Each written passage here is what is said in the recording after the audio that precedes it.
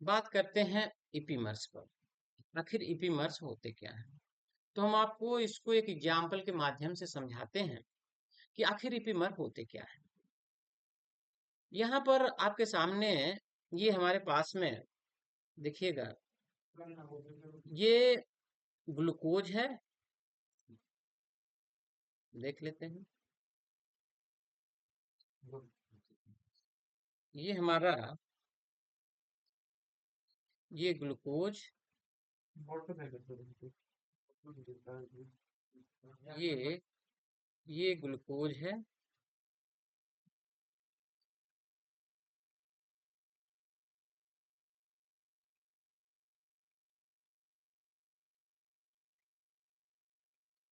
चलिए देखते हैं। तो इस ग्लूकोज में देखिएगा 4 कायरल कार्बन हैं। पहला तो ये CHO ग्रुप है हमारा, ये CHO है। फिर दूसरा कार्बन से H, OH, CHO और बाकी, ये बाकी कंपाउंड का ये पूरा पार्ट लगा हुआ है। तो इस तरह से इसमें 1, 2, 3 और 4 कायरल कार्बन है। और पहला पहला जो कायरल कार्बन है, दूसरा कार्बन, कायरल कार्बन नंबर 1 और सीरीज में देखेंगे तो कार्बन नंबर 2, इस पर H जो है वो लेफ्ट साइड में है और जो OH है वो राइट साइड में है। दूसरा स्ट्रक्चर है मैनोज का। मैनोज में पहले कायरल कार्बन का OH लेफ्ट में है और H राइट में है। दूसरे कायरल कार्बन में ग्लूकोज में देखिएगा OH लेफ्ट में है, H राइट में है। मैनोज में भी वही है कि H लेफ्ट राइट में है और OH लेफ्ट में है। इसका मतलब ग्लूकोज और मैनोज का स्ट्रक्चर सब जगह तो सेम है, लेकिन C2 पर, ये दूसरे कार्बन पर, ये जो कि दूसरा कार्बन है कायरल कार्बन, जब हम ऊपर से गिनना शुरू करते हैं तो ये जो हमारा दूसरा कार्बन है, तो ये 6 कार्बन है, 6 में दूसरे नंबर का जब ऊपर से हम ले रहे हैं तो उसके कॉन्फ़िगरेशन में अंतर है। एक में OH राइट साइड में है और एक में OH लेफ्ट साइड में है। तो इसका मतलब ये हो गया कि there is difference in the configuration at chiral carbon 2। ये जो दूसरे कार्बन पर इलेक्ट्रॉनिक कॉन्फ़िगरेशन में अंतर है। तो पहला ग्लूकोज है और दूसरा मैनोज है। तो mannose and glucose have same molecular formula and same configuration accept eight chiral carbon. Glucose और मैनोज में, दोनों में सभी कायरल कार्बन पर कॉन्फ़िगरेशन सेम है, बशर्ते बस कायरल कार्बन नंबर 2 को छोड़कर। तो दूसरे में इलेक्ट्रॉनिक कॉन्फ़िगरेशन दूसरे कायरल कार्बन में डिफरेंट है। अच्छा, इसका मतलब ये हो गया कि बाकी सब सेम है, केवल दूसरे कायरल कार्बन पर कॉन्फ़िगरेशन में अंतर है ग्लूकोज और मैनोज में। अच्छा, दूसरा एग्जांपल लेते हैं हम लोग ग्लूकोज और ग्लैक्टोज में। ग्लूकोज और ग्लैक्टोज में देखिएगा, दोनों में CHO है, सही है। पहले कायरल कार्बन पर OH राइट में है, दोनों में राइट में है। तीसरे में H राइट में है, तीसरे कायरल कार्बन का H राइट में है, दोनों में सेम है। चौथे कार्बन पर ग्लूकोज में OH राइट में है, लेकिन ग्लैक्टोज में OH लेफ्ट में है चौथे कार्बन पर। इसका मतलब ये हो गया बाकी नीचे का भी सब सेम है। इसका मतलब ये होगा कि जब हम ग्लूकोज, ये हमारा ग्लूकोज है, ग्लूकोज और ग्लैक्टोज में अगर हम बात करें तो इनके कॉन्फ़िगरेशन में कायरल कार्बन नंबर 4 पर अंतर है। तो जब कायरल कार्बन नंबर 4 पर अंतर रहेगा तो उस कंडीशंस में, अगर कायरल कार्बन 4 पर अंतर है तो उस कंडीशंस में इसका मतलब ये हुआ कि ये डिफर कर रहे हैं, इलेक्ट्रॉनिक कॉन्फ़िगरेशन नंबर 4। तो अब यहाँ पर अगर मॉलिक्यूलर फार्मूला सेम हो, सभी कायरल कार्बन पर कॉन्फ़िगरेशन सभी पर सेम हो, बस केवल एक कायरल कार्बन पर कॉन्फ़िगरेशन में अंतर हो, तो उसे हम इपीमर कहते हैं। तो बात समझ में आ गई। इसका मतलब ग्लूकोज और मैनोज के दूसरे कार्बन पर इलेक्ट्रॉनिक कॉन्फ़िगरेशन में अंतर है, तो इसे हम C2 इपीमर्स कहते हैं। और यदि चौथे कायरल कार्बन पर, चौथे नंबर के कार्बन के कॉन्फ़िगरेशन में अंतर है, तो उसको हम C4 इपीमर कहते हैं। तो दैट मीन्स इसका मतलब glucose and galactose are C4 epimer. ये दोनों हमारे ग्लूकोज और ग्लैक्टोज C4 इपीमर हो गए, ग्लूकोज और मैनोज हमारा C2 इपीमर हो गया। अब इसकी डिफिनीशन लिखे हैं, ये देखिएगा। तो क्या हो गई डिफिनीशन कि ऐसे compound, those compounds which differ in the configuration at only one of several asymmetric carbon, बहुत सारे कायरल कार्बन में से किसी एक कायरल कार्बन के कॉन्फ़िगरेशन में यदि अंतर हो तो ऐसे कंपाउंड्स को हम इपीमर्स कहते हैं। और हमने कहा कि ग्लूकोज और मैनोज हमने लिया था कि यदि दो कंपाउंड यदि दूसरे कार्बन पर डिफर कर रहे हैं उसको हम C2 इपीमर कहते हैं। ये लिखे हैं, ये देखिएगा, ये कि if two compounds differ in the configuration at carbon 2 is called C2 इपीमर। तो ऐसे दो कंपाउंड जो दूसरे कार्बन पर कॉन्फ़िगरेशन में डिफर करते हैं उसको हम C2 इपीमर कहते हैं। तो इसका एग्जांपल अभी अभी हमने कहा, ग्लूकोज और मैनोज। और यदि यदि दो कंपाउंड चौथे कार्बन पर डिफर करते हैं तो उसे हम C4 कहते हैं। क्या कहते हैं? C4 इपीमर्स कहते हैं, जिसमें एग्जाम्पल है ग्लूकोज और ग्लैक्टोज के। ये तो हो गया हमारा, इसका मतलब हमने आपको इपीमर के बारे में बता दिया कि भाई इपीमर क्या होते हैं। सब कुछ सेम हो, बस किसी एक कायरल कार्बन पर बहुत सारे कायरल कार्बन में से किसी एक कायरल कार्बन के कॉन्फ़िगरेशन में यदि अंतर हो रहा है तो उसे हम इपीमर कहते हैं। तो हमारे पास में दो एग्जाम्पल हो गए। अच्छा, इसके कैरेक्टरिस्टिक जान लीजिए आप। इंपॉर्टेंट कैरेक्टरिस्टिक्स क्या क्या है उसको आप जान लीजिएगा कि एक एक बात है। तो पहला दोनों पॉइंट हमारे क्लियर हो गए, ग्लूकोज और मैनोज आर C2 इपीमर। जो ग्लूकोज और मैनोज है वो क्या है? हमारे C2 इपीमर है। ग्लूकोज और ग्लैक्टोज उसके चौथे वाले कार्बन पर डिफर करता है कॉन्फ़िगरेशन में, इसलिए C4 इपीमर हो गए। और कभी भी ये दोनों हमारे जैसे ग्लूकोज है और मैनोज है, ये एक दूसरे के मिरर इमेज नहीं है। ये एक दूसरे के मिरर इमेज नहीं, लेकिन दोनों का जो है बस ये डिफर कर रहे हैं केवल कॉन्फ़िगरेशन में। एक दूसरे के चूंकि मिरर इमेज नहीं है तो वैसे कायरल कंपाउंड जिसका मॉलिक्यूलर फार्मूला सेम है लेकिन एक दूसरे के मिरर इमेज नहीं होते हैं उसको डायस्टेरियोमर कहते हैं। तो diastereomers are those compounds which are not mirror image to each other. तो जो एक दूसरे के मिरर इमेज नहीं होते हैं और जबकि उनका कॉन्फ़िगरेशन सेम है, दोनों कायरल हैं, तो ऐसे कंपाउंड को हम डायस्टेरियोमर कहते हैं। तो हम लोगों ने बीएससी के पहले सेमेस्टर में एनंटियोमर और डायस्टेरियोमर को डिटेल में पढ़ा है। इसका मतलब ये होगा कि जो चारों तीनों हमने लिखा है, ग्लूकोज मैनोज ग्लैक्टोज, तो glucose and mannose are diastereomer, mannose and galactose are diastereomer, glucose and mannose are diastereomer, glucose and galactose are diastereomer, mannose and galactose are diastereomer. तो हम क्या कह रहे हैं, हम आपसे हमें कह रहे हैं, ये देखिएगा कि कौन कौन से हैं। इपीमर्स आर ऑलवेज, इपीमर्स हमेशा क्या होते हैं? डायस्टेरियोमर होते हैं। तो जब ये डायस्टेरियोमर होंगे,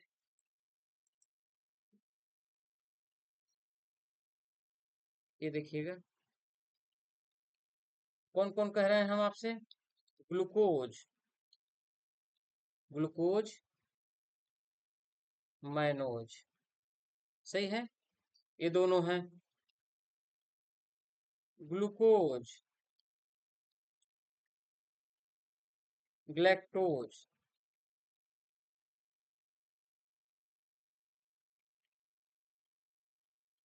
मैनोज ग्लैक्टोज, ये क्या है हमारे? ये सब क्या है? डायस्टेरियोमर। तो ये जितने इपीमर हैं सब एक दूसरे के क्या हो जाते हैं? डायस्टेरियोमर हो जाते हैं। और इनका देखिएगा जब हम स्ट्रक्चर देखें तो सबका मॉलिक्यूलर, जैसे ग्लूकोज मैनोज और ग्लैक्टोज, इन तीनों का जो फार्मूला होता है, तीनों का फार्मूला सेम होता है। क्या तीनों का फार्मूला होता है? ये देख लीजिएगा, सी, इन तीनों का फार्मूला C6H12O6।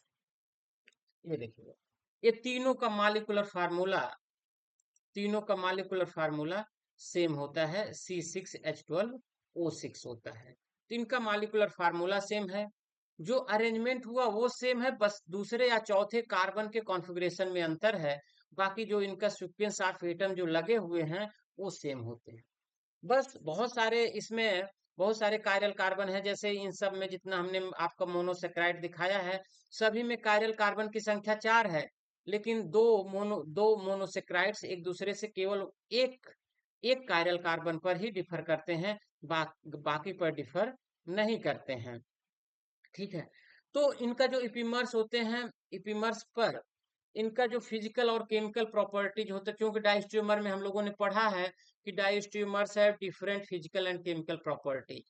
तो डाइस्ट्यूमर्स की जो फिजिकल और केमिकल प्रॉपर्टीज होती है वो डिफरेंट होती है। तो इसका मतलब ये हो गया कि ग्लूकोज मैनोज या ग्लूकोज ग्लैक्टोज की जो फिजिकल एंड केमिकल प्रॉपर्टीज होती है वो डिफरेंट होगी। यानी physical properties of glucose and mannose glucose or galactose are different. ठीक है। अच्छा, दूसरी बात यह है कि फिजिकल प्रॉपर्टीज भी अलग होती है, जो बायोलॉजिकल फंक्शन या एक्टिविटी होगी वो भी डिफरेंट होगी। डायस्ट्रोमर जो होते हैं उनकी चाहे बायोलॉजिकल एक्टिविटी की बात करें, चाहे हम उसके फंक्शन की बात करें, चाहे केमिकल प्रॉपर्टीज की बात करें, चाहे फिजिकल प्रॉपर्टीज की बात करें, they differ with each other. तो diastereomer have different properties biological in biological activity and their functions. ये जो इपिमराइजेशन होता है, जैसे अभी हम आपको बताते हैं कि conversion of glucose to mannose या conversion of glucose to galactose. तो जब हम ग्लूकोज का मैनोज में, मैनोज का ग्लैक्टोज में, या ग्लूकोज का मैनोज में या ग्लैक्टोज में जब हम एक कन्वर्जन करते हैं, तो इसी कन्वर्जन को हम इपिमेराइजेशन कहते हैं। तो जैसे अभी आगे चल के हम आपको बता रहे हैं कि ग्लूकोज का कन्वर्जन हम मैनोज में अभी आपको एग्जांपल दिखाते हैं। तो इपिमर्स जो है वो केमिकल या एंजाइम रिएक्शन द्वारा होते हैं। तो दो तरह से हो सकते हैं, हो सकता है वो केमिकली कराए जाएं या एंजाइमेटिकली कराए जाएं। तो दूसरी बात यह है कि ये हो सकता है कि इसको कैटलाइज कराते हैं। जो कैटलाइज कराते हैं ये हो सकता है बेस से कैटलाइज, कैटलाइज का मतलब जो रेट ऑफ इपिमराइजेशन रिएक्शन है उसको बढ़ाने के लिए हो सकता है हम बेस का यूज करें, या किसी कैटलिस्ट का भी इसका किसी एंजाइम का भी हम यूज कर सकते हैं। यानी इसका मतलब केमिकल से भी आप कैटलाइज कर सकते हैं जैसे बेस है, या किसी एंजाइम से भी आप इसको कर सकते हैं। अच्छा, ये जो है इनकी जो बायोलॉजिकल एक्टिविटी है वो तो डिफरेंट होंगी ही। ठीक है। अच्छा, इनकी जो रोल होता है वो सेलुलर मेटाबॉलिज्म में डिफरेंट डिफरेंट होता है। तो जैसी सी बात हमने कहा पहले, जब हमने कह दे रहे हैं कि भाई बायोलॉजिकल एक्टिविटी और उनके फंक्शन अलग अलग होते हैं, चाहे डी ग्लूकोज डी मैनोज हो, चाहे डी ग्लूकोज डी ग्लैक्टोज हो, चाहे डी मैनोज डी ग्लैक्टोज हो। तो ये जितने हैं कोई भी आप दो ले लेंगे अगर, तो जो उनके जो मेटाबॉलिज्म की जो सेलुलर मेटाबॉलिज्म की जो डिफरेंट रोल होगा वो डिफरेंट होगा। यानी जो उनकी प्रॉपर्टीज होगी वो डिफरेंट होगी। डी ग्लूकोज और D galactose are component of different glycolipid and glycoproteins. तो जो इनका ये जो कंपोनेंट होता है डी ग्लैक्टोज और डी ग्लूकोज का, वो भी डिफरेंट होगा। अच्छा, अब हम बात करते हैं इपिमेराइजेशन का। तो हमने कहा कि ग्लूकोज का मैनोज में जब कन्वर्जन होता है उसको हम इपिमेराइजेशन कहते हैं। इसमें क्या होता है, किसी एक कॉन्फ़िगरेशन को हम चेंज करते हैं। तो चेंज करेंगे तो ग्लूकोज है तो मैनोज में कन्वर्ट हो जाएगा। और इसी प्रोसेस को तो यहाँ पर हमने लिखा है कि conversion of one compound which differ in configuration at only one chiral carbon is called epimerisation. तो किसी एक कायरल कार्बन पर या कायरल सेंटर पर यदि चेंजिंग होगा उसे हम इपिमेराइजेशन कहते हैं। जैसे कन्वर्जन में हम कर रहे हैं ग्लूकोज को मैनोज में यदि कन्वर्जन कर रहे हैं, तो यह एक इपिमेराइजेशन का इपिमेराइजेशन का एग्जाम्पल हो गया। मतलब examples of epimerization is conversion of glucose to mannose. तो ग्लूकोज का मैनोज में अगर हम कन्वर्जन करते हैं तो ऐसे ऐसे रिएक्शंस को हम इपिमेराइजेशन कहते हैं। एग्जाम्पल लेते हैं और कन्वर्जन दिखाते हैं। ये देखिएगा, पहला हमारा ये एग्जाम्पल है, ये एग्जाम्पल है ये हमारा ग्लूकोज का। तो ग्लूकोज का ब्रोमीन वाटर के साथ रिएक्शन कराएंगे तो ब्रोमीन वाटर जो है, जो CHO है हमारा, ये जो CHO है, इस CHO को ये CHO का ऑक्सीडेशन कर देगा और CHO को COOH में कन्वर्ट कर देगा।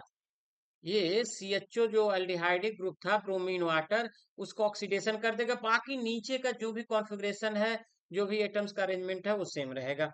तो CHO जो एल्डिहाइड ग्रुप है कार्बोक्सिलिक में कन्वर्ट हो गया, तो ग्लूकोज जो है कन्वर्ट ऑक्सीडाइज होकर ग्लूकोनिक एसिड बना देता है। तो ये हमारा अगला जो स्ट्रक्चर है ये ग्लूकोनिक एसिड का है। तो पीरिडेन लेंगे, तो उस कंडीशंस में ये जो आपका ग्लूकोनिक एसिड था वो मैनोनिक एसिड में, तो जो दूसरा कार्बन है उसके कॉन्फ़िगरेशन में चेंजिंग हो गई। जो OH राइट साइड में था वो लेफ्ट में आ गया, तो बना दिया डी मैनोइक एसिड। जब आप हीट कर देंगे तो हेमी एस्टल स्ट्रक्चर बन जाएगा। तो ये पांचवें कार्बन का OH और पहले जो कार्बोक्सिलिक है उसका H यहाँ से वाटर के रूप में निकल जाएगा, और ये पहले कार्बन से और पांचवें कार्बन के बीच में ये देखिए ऑक्सीजन के थ्रू ये साइक्लिक स्ट्रक्चर बन जाता है। इसको हेमी एस्टल स्ट्रक्चर कहते हैं। फिर इसका रिडक्शन कर देंगे, यहाँ से रिडक्शन हो जाएगा और ये टूट जाएगा। तो ये जब टूट जाएगा तो यहाँ पर जो CO था यहाँ से हाइड्रोजन जुड़ जाएगा, और जो O था यहाँ से भी जुड़ जाएगा। तो पांचवें कार्बन पर OH आ गया, और जो CO था वहां से एक हाइड्रोजन जुड़ गया तो CHO होगा। तो जो कॉन्फ़िगरेशन में अंतर आ गया वो दूसरे कायरल कार्बन पर A आ गया। तो जब दूसरे कार्बन पर कॉन्फ़िगरेशन में अंतर आ गया तो आपका डी मैनोज बना। तो इस तरह से ग्लूकोज का कन्वर्जन आपका ये मैनोज में हो गया। तो this is the process of the epimerization, and this process of conversion of glucose to mannose is called epimerization। तो इस तरह से ये एक इस पर एक इम्पॉर्टेंट ये आपका नोट्स है। आप इस पर इसको आप ऐसे ही नोट करके अगर इस तरह से आप इसको पूरा लिख देंगे, तो अगर इस पे 60 नोट आएगा तो आपको मैक्सिमम नंबर आपका मिल जाएगा। तो आज के वीडियो में इतना ही, लेकिन अगर आप हमारे चैनल को देख रहे हैं, अगर आपको और भी वीडियो चाहिए और हम बनाते रहेंगे, तो आप हमारे चैनल को लाइक करके सब्सक्राइब कर दें, जिससे कि आगे आने वाले वीडियो का नोटिफिकेशन आपको मिल पाए। तो आज के वीडियो में इतना ही। Thank you.